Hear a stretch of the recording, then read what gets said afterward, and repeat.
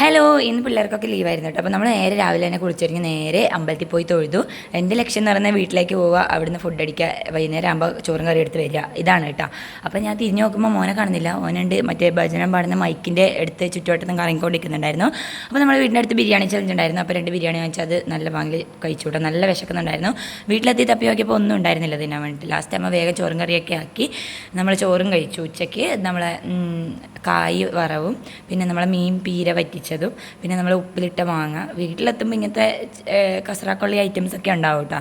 അപ്പോൾ ഈ ഉപ്പിലിട്ട മാങ്ങ പിന്നെ എന്തിയപ്പോൾ നമ്മളെ എന്താണെന്നപ്പോൾ ആ മീനിൻ്റെ പേര്, നമ്മളെ നത്തലല്ല, എന്നാന്നിപ്പോൾ അതിൽ ഒരു വേളൂരി മീൻ വറ്റിച്ചതും വേളൂരി മീൻ പൊരിച്ചതും ഉണ്ടായിരുന്നു. അപ്പോൾ ഞാൻ ഇതെല്ലാം കൂട്ടിയിട്ട് നല്ലോണം ചോറ് വെച്ചിട്ടാ. ഈ 10 മണിക്ക് ബിരിയാണി കഴിച്ചു എന്ന് പറഞ്ഞിട്ട് കാര്യമില്ല, അത് നേടെ ഏശിയിട്ടാണ്.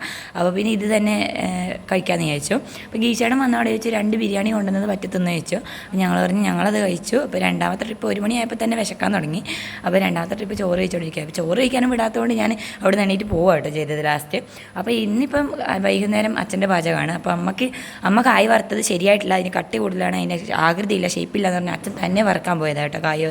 അപ്പോൾ തന്നെത്താനെ അമ്മ പറഞ്ഞ് തന്നെത്താനെ അരിഞ്ഞ് വറുത്തോ നിങ്ങൾ തന്നെ എന്ന് പറഞ്ഞ് അമ്മ അടുക്കള വിട്ടുകൊടുത്ത് അച്ഛനെ അവിടെ ഏൽപ്പിച്ചിട്ട് അമ്മ വിട്ടുപോയി. കുറച്ച് കഴിഞ്ഞ് വന്ന് നോക്കുമ്പോൾ തന്നെത്താനെ അരിയുന്നുണ്ട് കേട്ടോ. കായൊക്കെ വളരെ ചെറുതാക്കി അരിഞ്ഞ് വറുത്തോണ്ടിരിക്കുന്നത് അമ്മ വറുത്ത കായാട്ടോ. ഇത് കോരി നമ്മൾ ചായ കുടിക്കാൻ വേണ്ടിയിട്ട് പുറത്തേക്ക് വന്നു. അങ്ങനെ അമ്മ വറുത്ത കായും കൂടി നമ്മൾ ചായ കുടിച്ചുകൊണ്ടിരിക്കുമ്പോഴാണ് ആ നഗ്ന സത്യം പറഞ്ഞത്. അച്ഛൻ വറുത്ത കായാണ് അച്ഛൻ.